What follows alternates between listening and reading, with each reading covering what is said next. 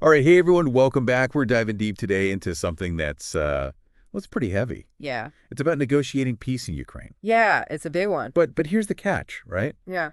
What happens if those peace talks don't even include Ukraine? Right. Like, so the piece we're looking at today is called "Why Trump and Moscow Negotiating Without Ukraine is a Dangerous Idea," Mm, and it really pushes back against that whole idea. And I think the big question here is, can you actually get peace right. if you're leaving out like a key player? Yeah. I mean, you've got to think who gets to decide the Right. future of a country, especially a country that's, fighting for its survival. Totally. I mean, just to kind of like set the scene for everyone listening, Yeah, Ukraine has been, they've been pushing back hard against this invasion from Russia. absolutely. But then you have some voices out there saying, well, maybe the U.S. and Russia should just like hash this out Right.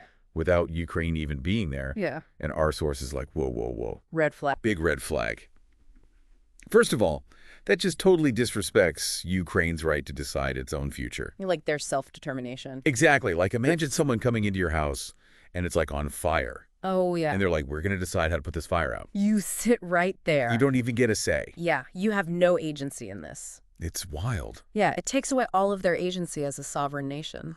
It's not even just disrespectful. Like our source is saying it could make things worse. Oh, yeah, They absolutely. bring up these historical examples like the Treaty of Versailles after World War I, Yeah, I was thinking about that. where like they imposed these terms on Germany. Right. And a lot of people think that that actually led to like more extremism and set the stage for World War II. Right, because when you impose a peace and you don't actually consider the needs and the feelings and the concerns of the Right. people who are living it, it just breeds resentment and instability and I mean it just creates another conflict down the road. It's like you're just kicking the can down the road and making it a bigger problem later. Exactly. So, okay, so we've got like the disrespect to Ukraine. We've got the potential for this to backfire. Hmm. But our source goes even further and says this sends a really bad message to the whole world. Yeah, it sets a dangerous precedent. What kind of message are we talking about? Well, it basically says that powerful countries Okay. can just take whatever they want, however they want, By force. by force, and the rest of the world will just kind of eventually say, okay. Wow. They use this phrase, rules-based order.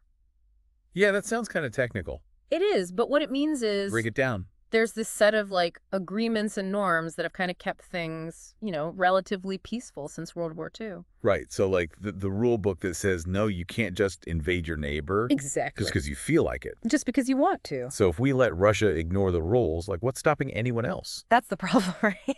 Yeah. If you don't stand up for the rules, then what happened? And then it's like the world is just whoever has the most power. Yeah, might make, right? That's scary. Yeah, and it's terrifying if you're a smaller country that can't defend yourself. Absolutely. So the source really makes this point. This isn't just about Ukraine. Right. This is about everyone. Global security, yeah. Preventing other countries from getting these ideas. Okay, but I bet some people would say, look, any peace is better than fighting, right? No, I can see that. Like, just stop the violence. Yeah. What does the source say to that?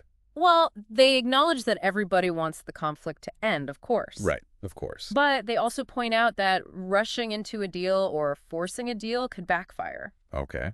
They say Russia has actually used ceasefires and negotiations in the past just to regroup Oh, wow. and plan their next attack.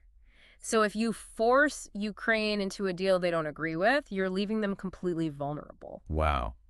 And it could actually make the fighting last even longer. Oh, man. That's a really good point.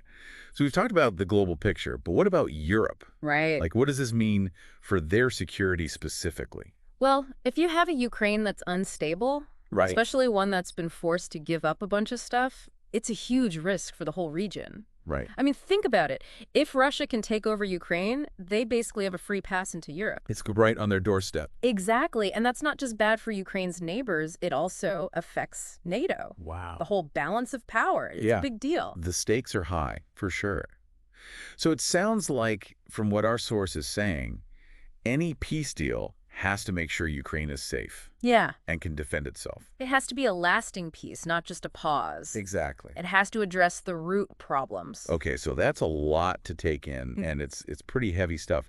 But is there anything we can do like Absolutely. as individuals. The source ends with this call to action, and it's to support Ukraine's economy and its people directly. And it Right. might seem small, but it really shows solidarity. Right. And it helps Ukraine resist that pressure to give in. And they actually mention Ukraine Boost as like a way to do that, Yeah. which is, I was thinking about it, and it's like we're all kind of connected, right? Oh, absolutely. Like when we support Ukraine, we're not just talking about politics. Yeah. It's about democracy. It's about freedom.